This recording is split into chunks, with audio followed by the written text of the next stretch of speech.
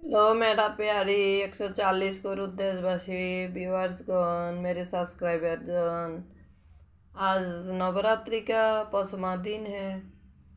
मैं नवरात्रि में जो हमारा गांव का एक पड़ोस का सुंदर सा जीवन कहानी, शादी कराने का पहले का बेटा, पड़ोस का जो मौसी है उनका 2 बेटा है।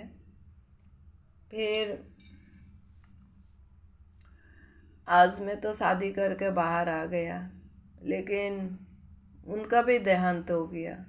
मैं शादी का बाद में 3 साल घर में रहा गया था। उन्हीं का जवानी से, उन्हीं का सच्ची घटना मैं बताती हूँ। बेटा शादी कराने का पहले माँ कितना सुखी रहता है। कोई कोई माँ सुखी से दुखी हो जाता है, कोई दुखी से सुखी हो जाता है। घर में जो लक्ष्मी अपना बेटी नहीं होते हुए घर में लक्ष्मी बेटियाँ ले आते हैं, तो वो सासू माँ हमेशा हम लोग का घर में आके बैठ के कहते थे, बेटिया रानी, जब तुम्हारा सासू माँ नहीं है तब तुम लोगों को तो अभी अनुभव नहीं है सासू माँ का। अभी मैं तो पड़ोस में रहती हूँ, मेरा 2 बेटा है। मेरे दोनों बेटा को मैं जब शादी कराऊंगी, देखोगी मैं बहू को कितना सुंदर से मैं रखूंगी, प्यार से रखूंगी, बेटी का तरह। तो हम कहते थे, हाँ मौसी जी, जब तुम्हारा बेटी नहीं है तुम बेटी का तरह तो बहू को रखोगी, तुम भी प्यारी हो, बहू भी प्यारी आएंगे। तो 1 साल का अंतराल में उन्होंने दोनों बेटा को शादी दे दी। तो 2 बहू रानी घर में आई। आने के बाद फिर वो बेटी का तरह तो समझते थे, लेकिन बहू बदकिस्मती, बहू लोगों को पता ही नहीं है सासू माँ का अंतराल का जो प्यार है बहू का ऊपर, बेटी का तरह समझ रहा है। तो दोनों बेटी 2 घर से तो लाया।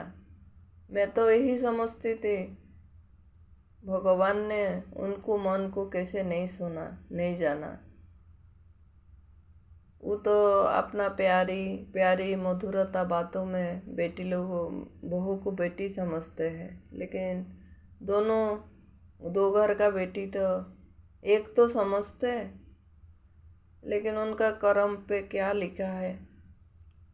फिर हम देखते थे, सुबह उठते थे, सासू माँ ने बहू को नहीं बुलाते थे, खुद उठ जाते थे। घर का जो सुबह का आंगन का काम होता है वो खुद ही निपटाते थे। फिर बहू को बुलाते थे, फिर बहू दोनों उठते थे। उठ के तो सासू माँ का ध्यान तो दूर का बात है, अपना अपना ध्यान में लिप्त रहते हैं। फिर सासू माँ कहते हैं, बहू रानी सब काम कर ली, बेटिया रानी मुझे 1 कप चाय बना दो। एक का बात कोई नहीं सुनता है, दोनों ही ऐसे रटा रहता है। फिर वो खुद चाय बना के पीती है। फिर हम लोग तो सब कर्मकांड देख रही हो। फिर चाय बना के पीती है, फिर बहू उठते हैं। फिर बहू को कहते हैं, मैं तो बेटी का तरह समझती हूँ, मैं सुबह उठती हूँ, पूरा काम कर लेती हूँ, तुम लोग अभी उठो, सवेरे का जो जो काम रहता है नहा धो के पूजा पाठ करो। फिर बहू कहाँ सुनते हैं सासू माँ का बात, अपना अपना ध्यान में लिप्त रहते हैं। फिर बहू को दोनों को सासू माँ कहते हैं, देखो बेटिया रानी, तुम लोगों का तो मेरा नाता पोता होगा, वो बड़ी होगा, तुम लोग भी तो शादी कराओगे। दोनों बहू कहते हैं, हाँ बेटा तो होगा, तुम कहाँ देख पाओगे, तुम तो इस दुनिया से चला जाओगे ना। तो बोला, मैं तो चला जाऊंगी इस दुनिया से, लेकिन एक तो है ना ऊपर में, वो तो देखेगा। वो दोनों बहू उठ के एक को एक इशारा करता है, हंसते हैं, उपहास करते हैं। सासू माँ को कहते हैं भगवान कहाँ है, दिखाओ ना।